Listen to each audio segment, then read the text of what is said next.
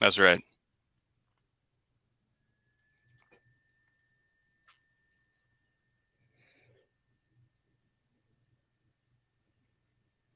In a world where sponsors must be fed, this session starting soon. I'm hoping we've already started recording, so that will be a part of it. That'll be the very first Excellent. thing anybody hears. Awesome. Hey.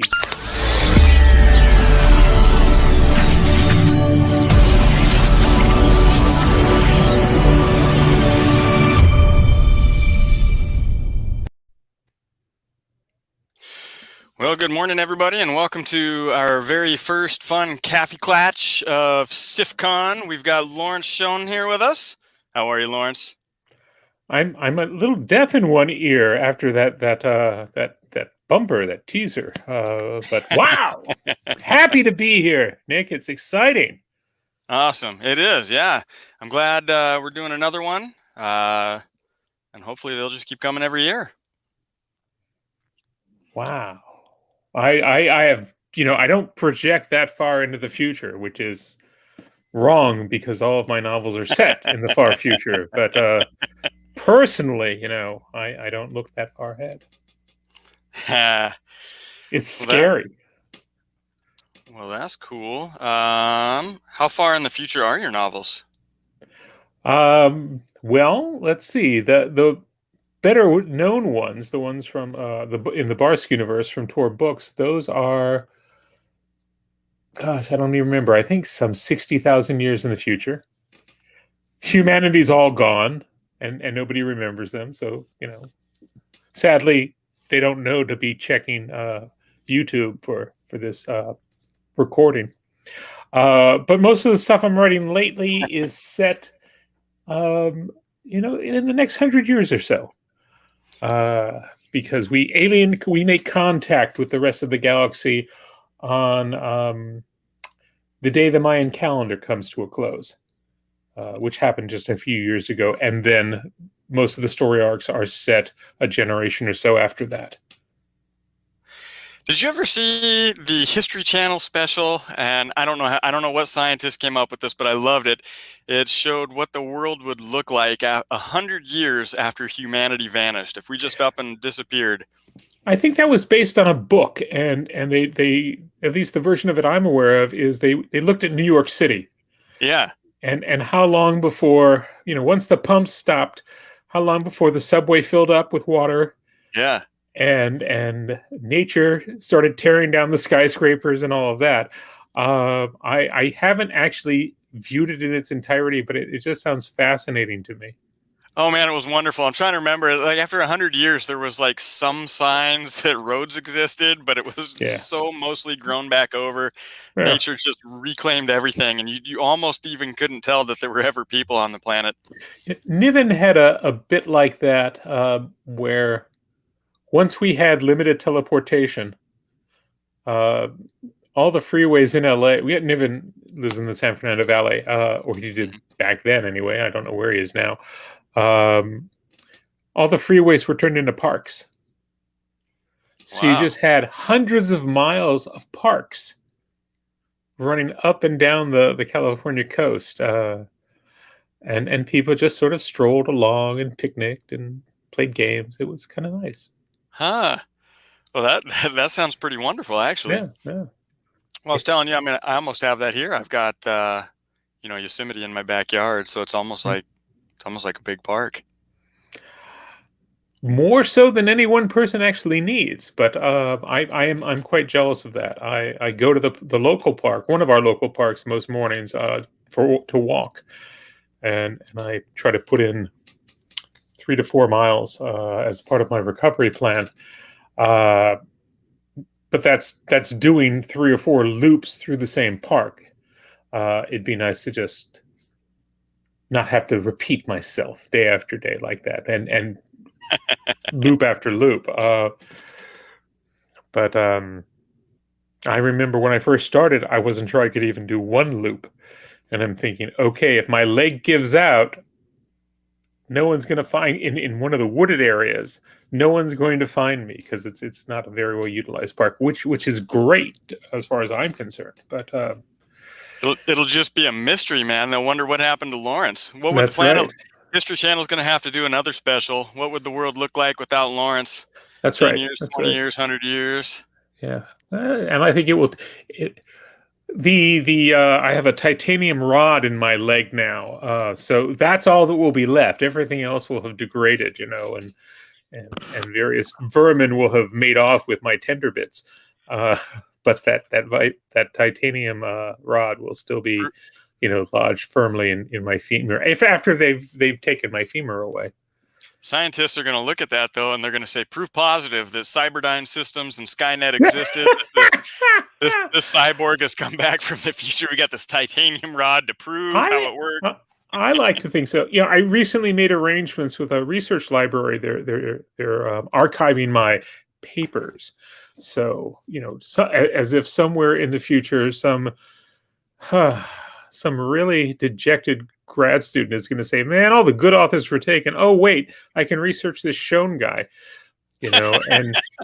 and he'll begin to piece that together with other things out there, like the mystery femur rod. It's like, could these be the same guy? Yeah, that might work. Oh, that's so funny. Amy's got me watching The Curse of Oak Island, and they have that. Have you ever seen that show?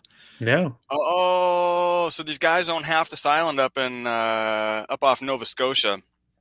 And the legend has it that the Knights Templar had fled there and stashed all their treasure when they began getting their persecutions. And these guys are just going all over the island trying to dig it up. And every little thing they find, the narrator's like, could this be the clue that they need That's to right. solve That's right. Yes. the mystery? A Coors bottle cap from 1932. Or is it? Oh no, you're not kidding. Like they find things Yeah. like coins and rings and stuff, and they have their Cool. specialist who tries to date them, and they're like, we can tell by the style that this was fashioned in, that this was probably done between the 1200s and 1400s. Yeah, I respect that because there's a book I have in progress that involves cities, and I start with the very first city, or what some people believe is the very first city, 4008 BC, and bring it up to the present, and as sort of a good luck charm or a lodestone or a touchstone, I'd acquired this ancient Roman coin because part of the book takes place in ancient Rome, right around the time of the invasion of Attila the Hun, when he sacked this Roman city because he could, and I was trying to place the coin and asking experts what kind of coinage would be in use. And, it's not something I've ever gotten into before, but I know there are people who, numismatists, I believe they're called, who collect coins, and some of them specialize in ancient coinage. And man, I got some fascinating lectures about, well, the coin you have was only in circulation for 23 years, and Wow. It was replaced because the new emperor came on the throne, and the coins then had to be stamped with his likeness, and he pulled all the old coinage. And oh, that money you have, well, it's now worthless. Why? Because I'm the fucking emperor. That's why.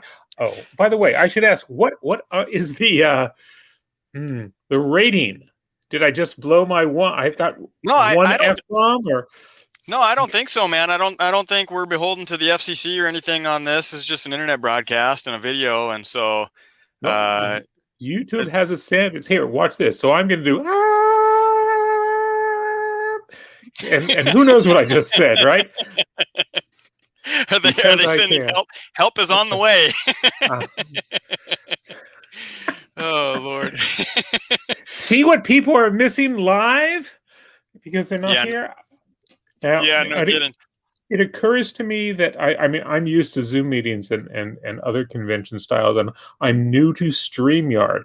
So do you have a window somewhere that's telling you whether or not people are queued up in the lobby waiting to listen in, or are they automatically listening in from the YouTube channel? They And we should be just can't listening on. tell? They should. Boy, they should. We. That's it. We can't tell. They should be listening on YouTube. So last year we had YouTube and Facebook, and this year everybody's going through YouTube. And there's a link that Amy probably sent me, and I'm looking for it now. But that's funny about the emperor thing. Those guys thought very highly of themselves. In addition to making their own currency to stamp their own likeness on. Did you know? Well, you probably already knew. We used to have a 10-month year, and then Julius Caesar wanted a month named after himself, and that's how we got July. And then Caesar Augustus wanted a month named after himself, and that's how we got August. Well, I think there are some other factors in there as well, because if you look at earlier calendars that were lunar based,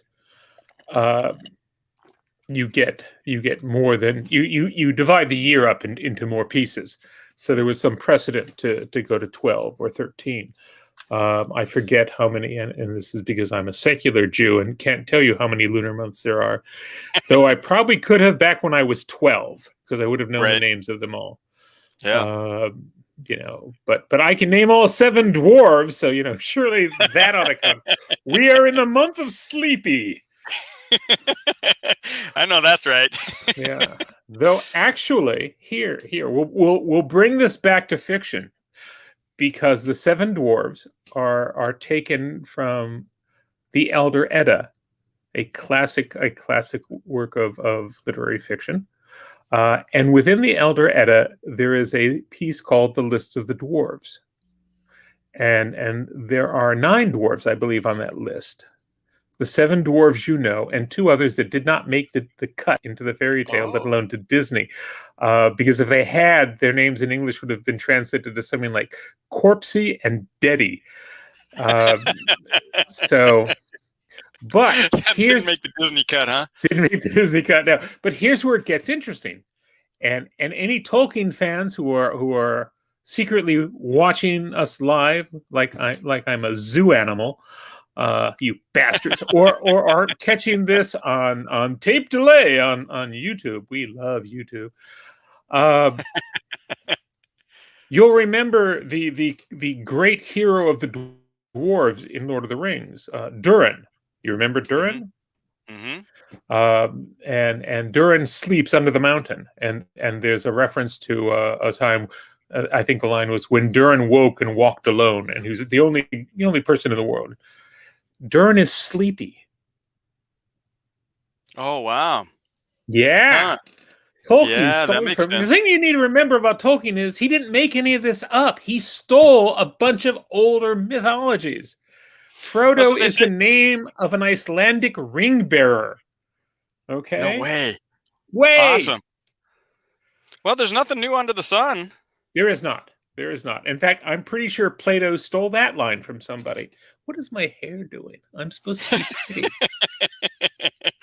Yeah, it's easy when your camera just doesn't work in the morning. So there you go. Yeah, let's do this. Hey, look, it's the amazing Conroy. Yeah, nothing new under the sun, man. I remember reading The Wheel of Time as a kid and loving that, and I'm like, man, this guy's borrowed a lot of stuff from like King Arthur and other places, but everybody does. Everybody does. Remind me. When I was. This is ancient history, but when I was finishing my undergraduate degree, I needed some humanities credit, so I took a Shakespeare course from a local junior college at night, simply because it was convenient. It's the only thing that fit my schedule. I couldn't get anything I wanted at the university I was attending. So I'm taking this evening Shakespeare course, which was okay. And I remember on the first night, this older gentleman, I probably wouldn't consider him an older gentleman today, but this was about 40 years ago. So this older gentleman says, all the world's a stage. Man, this Shakespeare guy, he just stole quotes from everybody. and he was not impressed with any of the plays, because they were just well-known quotations that Shakespeare had strung together, and somebody really ought to, point that out to the instructor. But there was a time when, if you were educated, everything came down to either the Bible or Shakespeare. and an educated person could tell you which was from where. Oh wow. Yeah. But you try and tell that to the kids nowadays, and wait, wasn't that from Fortnite?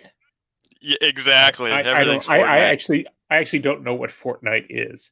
I think it's some kind of Oh, video you're game. yeah, you're better off, man. You're just better Yeah. off not knowing. Yeah. No, I have that kind of addictive personality that video games will just devour my every waking moment. Hmm. Back on the PlayStation, this was before there were numbers after PlayStation. Back on the Wow. PlayStation, I think we had Final Fantasy IV. Yeah. I lost like 6 months of that damn game, so It's just a blur. I'm not allowed to play video games. You know, I spend some Yeah. time in virtual places like Second Life, but that's about it. And even that sometimes just becomes a huge time suck. I'm supposed to be making my own worlds for other people's enjoyment, not, hanging out in theirs. Um, and if I have that kind of free time, why aren't I reading instead? So Yeah. you you have to make these choices. We live in a time where we have an embarrassing glut of content, um, and some of it is better than others. And I think what the world needs, putting my serious hat on now, since my hair is no longer doing that weird thing. That's right. Because we before we had the Bible and Shakespeare, and now we got the Bible, Shakespeare, and Lawrence. That's right. That's right. And I'm not quite up there, but I sense a certain amount of sarcasm from you, Nick. No, But you just said. I think what the world needs. So now that we're going what down the what important philosophical aspects. well, what I think the world needs is better curation. I'm certainly not qualified to be the curator, but we need, someone to say, okay, here are the 10 books that came out today. Here's why 9 of them suck. Don't waste your time. Uh, Now, I don't know if you remember the show Siskel and Ebert. Oh yeah, To dude. to Roger Ebert and I Gene don't remember. Siskel. That's Gene right. Siskel. Yeah. And uh, film critics for the Chicago Sun and the Chicago Times, and they often as not did not agree, but they would take 4 or 5 movies a week and tell you, were they good, were they bad, and why. And if you found week after week that one or the other of them, their perspectives were in line with your own tastes, then they did the heavy lifting for you, and you didn't have to endure bad films. Uh, and there are supposed to be book reviewers doing this for us now, but we have the content is too much. There's so much stuff coming out. And the rise of indie authors haven't helped that. There are so many books coming out, and who can read them all, let alone Yeah. review them? And then you have to find a reviewer that you like. It used to be the complaint, and I'm a hybrid author. I should have said that at the beginning. That should probably be up there with my name. Hybrid. Uh, but it used to be that the people who were indie publishing were saying, well, I'm here because the people in New York don't understand my greatness, and those bastard gatekeepers are keeping me out, have locked me out, but thanks to the indie world I can publish. And I think there was a time when those bastard gatekeepers in New York were actually doing the world a service, that the books that they were rejecting for cause. Hmm. Not because they didn't like you, not because of your gender or your skin tone or your orientation. The book you'd sent them, because you can't usually tell any of that from the manuscript. Uh, Hmm. the book you sent them just wasn't up to par. And the ruler they used was the most basic. Are we going to be able to sell this and make our money back? Right. And if we don't think so, and that's the editor's job, based on their experience, is this book going to sell? Because if it doesn't, it makes them look bad. So everybody's trying to cover their own ass, so they pass on the book. And now anybody with a laptop and an internet connection can publish a novel, and they do. Uh, Mm-hmm. they may never publish a second one because the reaction to the first one is so bad. But meanwhile, it's adding to the amount of noise out there. I think Ted Sturgeon is credited with what's called Sturgeon's Law, which is 90% of everything is crap. Um, and it's very much alive and well today in indie publishing. Um, and it's complicated because if you don't know whether you can write or not, or you don't want to believe that you can't write well, you can spend money. You can get a great cover made for your book, which will help to sell your book. And Mm-hmm. then you open that book and it's still going to be crap. And now all you've done is piss off the readers, and you're not going to write another book. So what do you care? You got your $2.99 out of them on Amazon.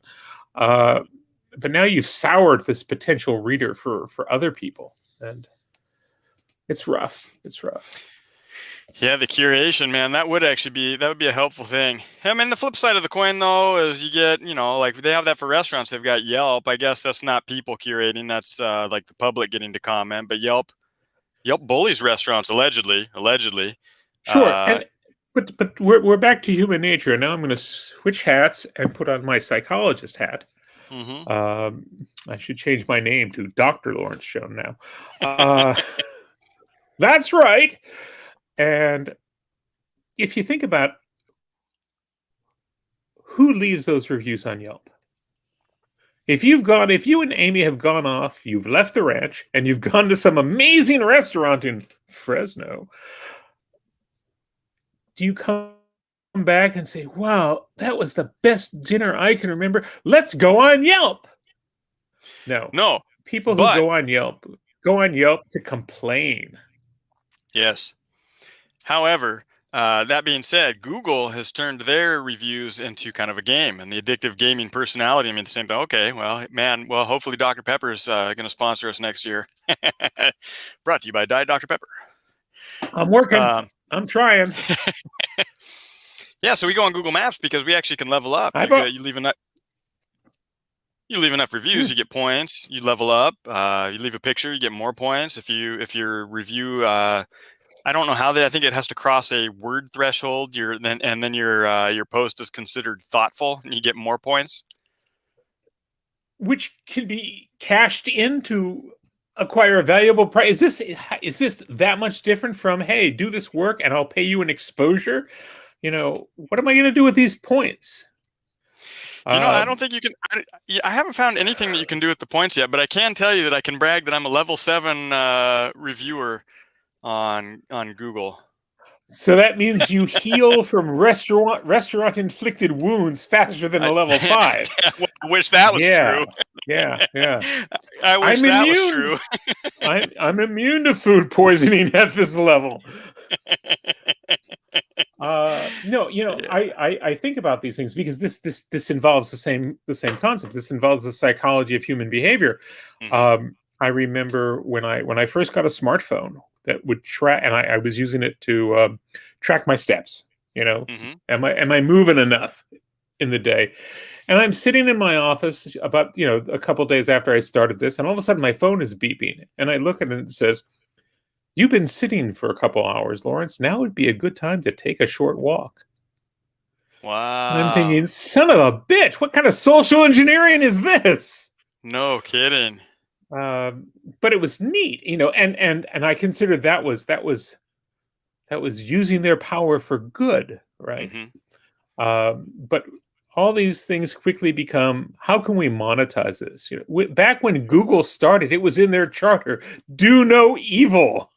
Yes, don't be evil, and they got rid of it. It's not there anymore. It's not there anymore. They don't care. No. You can be evil if you're making money, man. Apparently, I was listening to NPR a couple of days back, and there was a project where I think they were doing visual processing for drones for the government, and their work, of course, was not military, mm-hmm. but it was being used by the military to make better drones. Yeah. I can put a a BB through somebody's, a BB at somebody at 100 miles an hour now from 200 yards out. So zoom. Yeah. Yeah. Take that, potential terrorist. So yeah, Google. I guess they're allowed to do evil now. Cool. Because there's better money in that. Yeah, it is. It is. Evil pays well. Yeah. Good feels good. Evil pays good. They have a good dental plan. So here, we'll make this timely. I spent my morning today fighting the forces of bureaucracy, and probably, and I lost. No. Yes, as some of your viewers here may know, I have multiple myeloma, which is an incurable form of cancer, but it's treatable. And about 18 months ago, before there was a pandemic, I had a bone marrow transplant, which worked out pretty well. And I knew this was January of 2020, I had this done. And I knew I was going to be in quarantine for a few months because after the transplant, I literally had no immune system. And so, someone sneezing on me, oh, you're dead. So I'm in isolation. And I think that's okay because I'm going to get my life back. And then the pandemic hit and, the rest of you joined me in lockdown. So I've been at it a little longer than everybody else. But because I'm a cancer survivor, when the vaccines for COVID started being rolled out after all medical workers got it, I was at the top of the list. Right, of course. So I got my first jab back in January, the second one in February. And then about 2 months ago, I started discovering, a fan actually sent me a research article that said, hey, about a third of multiple myeloma patients are basically immune to the Pfizer and Moderna vaccines. Eh? What? So I go in, I see my oncology team once a month, and they take blood and they do all kinds of fun tests to make sure that my cancer hasn't come back and is trying to kill me yet. And I said, hey, you've got the blood, run a test for antibodies. And the test came back, and I am indeed non-reactive. What? Which sucks. So that, I'm still wearing masks, and I'm still not on airplanes and not dining in restaurants and any of that. And I saw my oncology team last week, and I said, what can I do? Because I want to have agency. I don't want to rely on the rest of the world. Yeah. Well, it did wonders for John Travolta's career. But, did. That was a fine movie, I have to say. I was, such a step up from Welcome Back, Kotter. But yeah, I that's a tangent we can come back to. All right. See, now I'm seeing Gabe Kaplan being run over by that bubble. But anyway. Yeah, sorry. Okay. I'm excellent at derailing a train of thought. That's all right. I was in there with you pulling on the whistle, They suggested that maybe, no promises because, science. Maybe the J&J, Johnson & Johnson vaccine, which is a non-mRNA vaccine, maybe that would work. So a fan helped me find who was doing walk-ins in my area and had the J&J vaccine, and I went down there this morning, and I presented myself, and this spunky volunteer, or actually she said she was getting paid, so she wasn't a volunteer, but she was very nice, and we're having a lovely chat, and she's putting me in the system, and says, so have you been vaccinated before? I said, well, let me tell you a story. And then she quickly said, I can't give you the vaccine, but let me ask my supervisor. Well, we bring the supervisor over, and I tell my sad story. Oh, cancer, non-reactive, blah, blah, blah, blah. Oh, I can't give you the vaccine. Let me ask the nurse practitioner. She goes away, comes back with the nurse practitioner. Oh, I can't give you the vaccine. Wow, I really wish I could. Let me ask my boss. They come back. And we keep getting older people, which I thought was, kind of nice. Being an older person myself now. And eventually it was no. We're going to try and call the medical director and see if we can catch him and get an opinion. Well, 2 doctors later, and 2 doctors and another half hour later, and it's like no, Huh. because nobody wants to take on the liability, and there's no medical protocol yet, right? The people in my Yeah. situation were a very small population, and there are other people who have issues, and they represent a bigger segment of society. So that's where the research is happening. I'm sure there's research being done on myeloma patients like myself who are non-reactive, but it hasn't reached the point where the medical community says, "Yeah, give them a third shot, give them that J&J." So this morning was a bust. I'm pursuing another alternative, trying to find somebody who will go rogue, as it were. Because and everyone's wonderfully sympathetic. Said, "Well, yeah, clearly you should get the shot. It can't hurt you, despite what some people will say." And I'm not worried about the government tracking me because I lost that battle, decades ago because of Klingon. So everybody agrees that we've got the shot. There's no line. I happen to live in a part of the country where most of the people have already been vaccinated, if they want to be vaccinated. Yeah. And it's just, there's no protocol, and no one's willing to buck the system. And there's the right thing to do, and then there's the official thing to do. And damn it, we're all going to do the official thing. Very sorry, Yeah. Dr. And the irony that I spent 17 years working as the director of research for a medical center in Philadelphia is not lost on me. Because I was also, for a large chunk of that time, their chief compliance officer. So I know how important rules and regulations are, but I also know there are times when someone steps up and says, "Yeah, that's the rule. We're just going to ignore it and do the right thing instead." Because, somebody needs this. I haven't heard it yet today, but I have in the past, where somebody says, "You've got cancer. You're putting up with enough shit. We're gonna make this piece a little easier for you, okay?" Yeah. And I would say, "Thank you very much." Did not happen this morning, so I'm a little grouchy, and I'm taking it out on you, Nick. Living the life on the ranch. Living life on the ranch, man. It's not so bad. Yeah. It's not so bad. I don't have to deal with the bureaucrats too much out here. You go out. There's only 60 acres I have to worry about, man. The rest of what's out there, I don't give 2 thoughts about. And all the fresh bacon you want. You know what? Do you slaughter any of those wild boars? Or do you just chase them away? No. We'll shoot them. Wait. Are they wild, or are they domesticated? Yep. Are you raising them? No. They're wild, and they're invasive. And California actually gives out permits. You can dispose of them in ways that you can't normal animals. Like, there's rules around deers and stuff. You can't like bait them in or like shine your lights on them to like get them to freeze up or whatever. I'm not a big hunter, so I don't know all the rules. I just know that there are rules. On the boars, though, you can bait them in, trick them, trap them, whatever. I mean, you can't be inhumane, but they're a big problem here.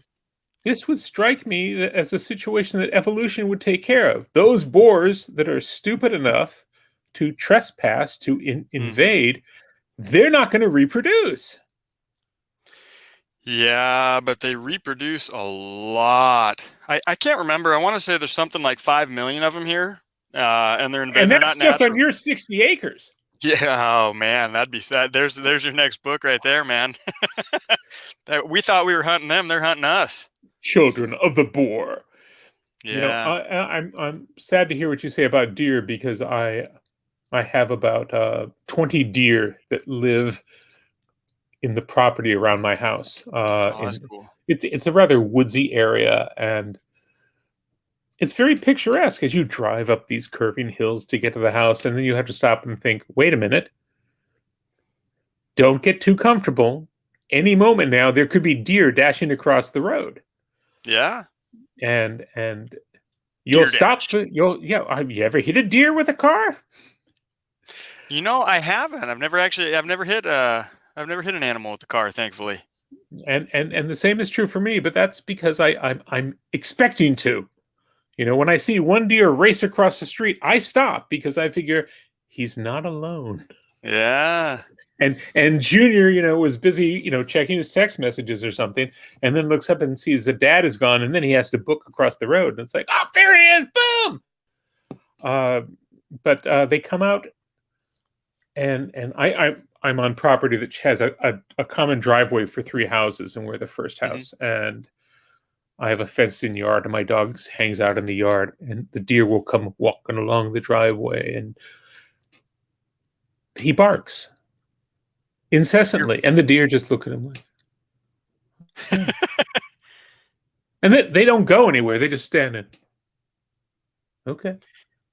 And yeah. unfortunately, he's not a smart dog. He's a very loving dog, but he's not going to realize. Well, he's 11 now. He's been here 11 years, and he hasn't caught on that. Man, if I just bark enough, those deer are going to go away because Oh they yeah, don't. we got a dog like that here on the ranch, Buddy. It's not our dog, but man, he loves to bark at anything and everything, and he'll go chasing the horses, and then the horses will kick him, Well, and so yeah, because he's an annoying little shit of a dog. yeah, exactly, and Who wants to be barked at? yeah, so he'll learn for a couple seconds, and I think he's got the memory of a goldfish or something because Yeah, like he'll learn for like 15 minutes, and then he's right back out there barking at him again. yeah. Dog's nice enough, but man, whew, I think if I got kicked by a horse once, that would be enough for me. You would think, unless it kicked you in the head, and then, well, learning is maybe that's tougher. maybe that's the Maybe problem. not. Maybe that's it. Yeah. Um, and I've come out some mornings where, um, when I don't know what the proper word, when deer have babies, is it when they foal? Because I know foal is the name of it of the baby deer, but anyway, Yeah, maybe. when they do that, they leave the offspring behind because they Huh. have no scent yet. And they Oh, go off right. and they forage and they bring food back, and the babies are safe because no one can smell them. So I've come out of my front door, and there's a big grassy area in front of the house, and there's a little baby deer, and I'm thinking, oh my gosh, Bambi has been abandoned by Mama. And then I go online to check with animal services and say, hey, what can I do? And they say, don't do anything. That's how it works. Don't touch it, Lawrence, because you have a scent. Right Right. now, that little baby has no odor to it and is perfectly fine. The And thing that and amazes me, thing that amazes me about nature, deer, horses, whatever, is they're born and then they're up and running in like less than an hour.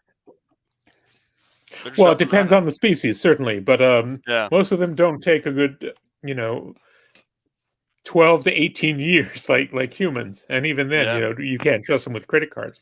Though there are some animals you can't trust with credit cards too. I mean, you never give your credit card to an elephant because they're going to charge. Thank you. Thank you. Boom. I'm here all weekend. Man, this is the sad thing, the dangerous thing about doing this. And Amy, I think, should have thought about this because when you put something out on the internet, it's there forever. Forever. Yeah. Forever, and oh, The historians are going to look back on that joke and they're not going to understand. Credit cards won't be a thing anymore. You just scan your retina or you think a purchase or something because you got a chip in your brain and they're like, what does he mean charge it? it's not even historians, future historians. I was in China. I've been fortunate enough to be invited to China on 3 separate occasions for writers writing workshops, and in one we were chauffeured around by some cutting edge tech manufacturers, and we went to a Kentucky Fried Chicken. Pardon me, they call it KFC. A Hmm. KFC in I forget where in China, somewhere in Guizhou, I think it was, and you look at the display and it recognizes your face, which is tied to a credit card, and then you place your order. So you never reach for your What? wallet. Everything about you What? is on your smartphone. Uh, you go to a marketplace. The KFC was the weirdest part, but we went to this big like farmers market, and nobody had any money. Almost nobody carries currency. And instead, behind each stall is a QR code, right? And you take your smartphone and you scan it and you enter in an amount that you're going to pay. And the proprietor gets a message saying, hey, Nick has just offered to pay so many bucks, so much yuan, and the proprietor approves it. The transaction goes through. You get your goods. Huh. And Big Brother knows where you were and how much you bought and what you bought and how much you spent. Wow. So everything about you is being tracked.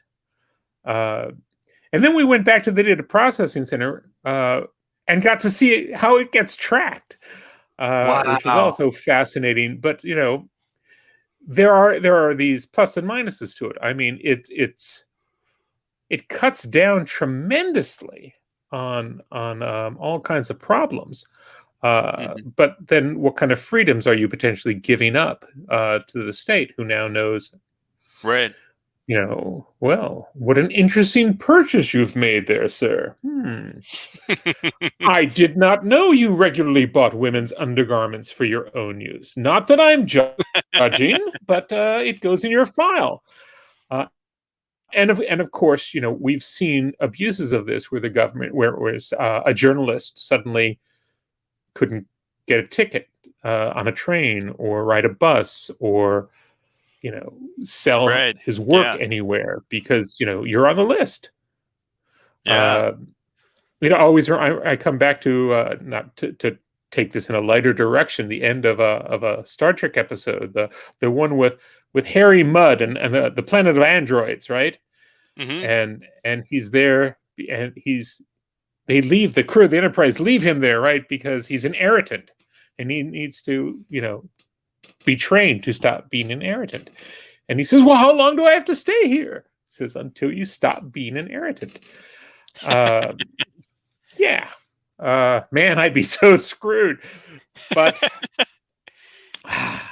you were thinking it. Uh, yeah.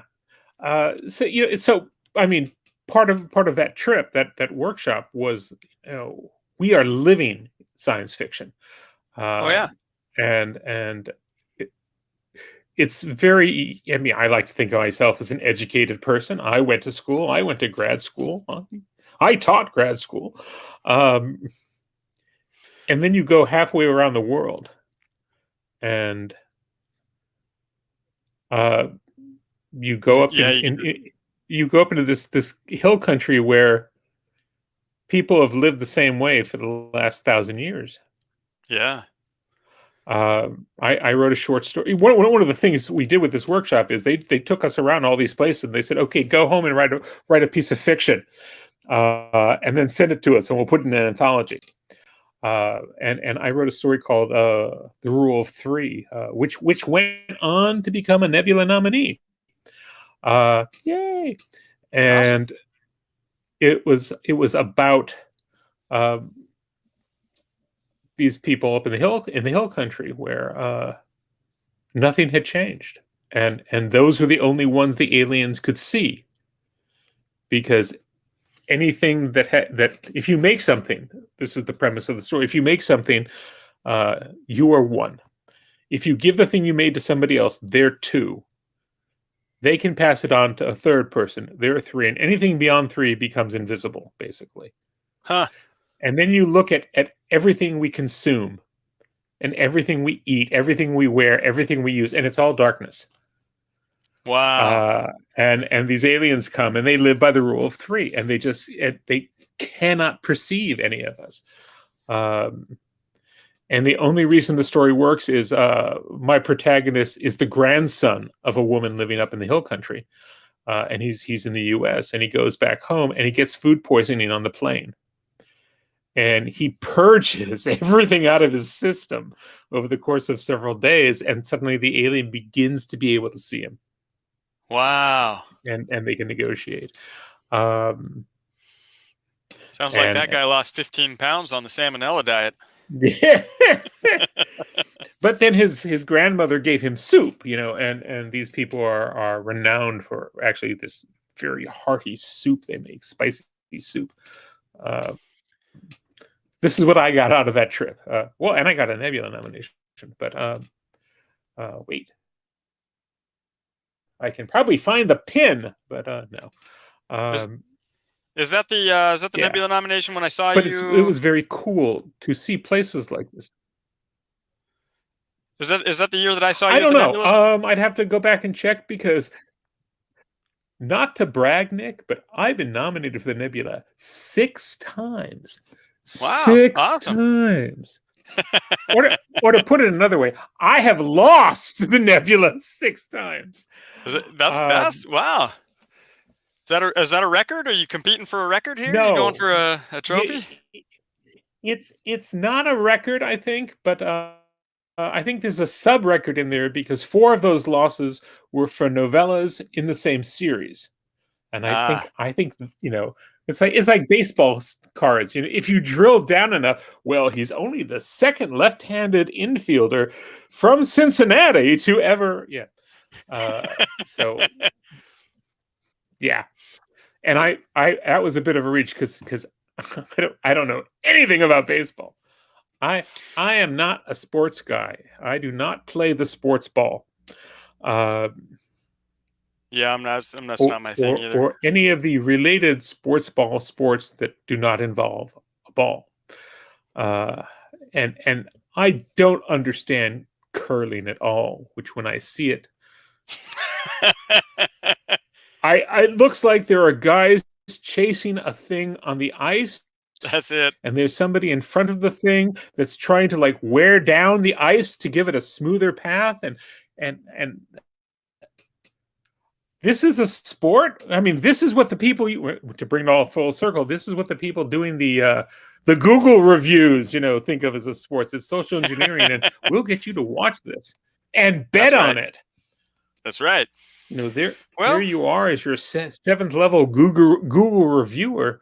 You're going to monetize that. Someone's going to be.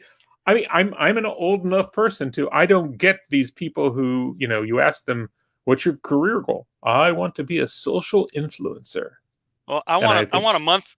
I want a career where I can have a month named after me. We're going to the 13-month calendar. there you go. You know, Well, I think that's never going to happen, Nick. yeah, that's But true. Ah, given the past year, I think you could make an argument for last year the calendar failed us. It's it time to did. rename existing months. I So agree. I remember everybody started dying in 2016, and they're like, worst year ever. Thank God it's 2017, and then everybody like more people died, and all the actors. I think we start the campaign now. Yeah. Thank you. Oh no, you've frozen up on my screen. Oh, there you are. Well, I kind of anyways, we've linked ran the out there. we've ran the clock down. We're just about out of time. Can you tell us where people can find you, find your work? Absolutely. And in fact, if you go to lawrencemschoen.com, kind of spelled like it is, different finger. Right down there, at least on There it my is. screen. Uh, you'll find all sorts of stuff about me, and you can sign up for my mailing list. If you sign up for the mailing list, I'll give you free stuff. If you don't sign up for the mailing list, I'll still give you free stuff, but you're making it harder for me to give it to you.